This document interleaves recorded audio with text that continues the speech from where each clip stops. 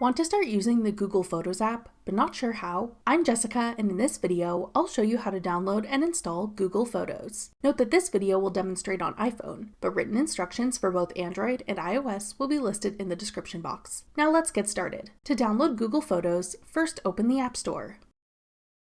Go to the Search tab. Then type in Google Photos at the top.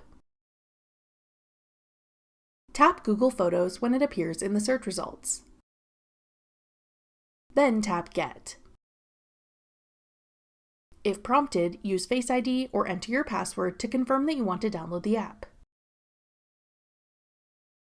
Wait for the installation to complete. Then tap Open to start using the Google Photos app. That's all it takes to download Google Photos. Want to try out other Google services?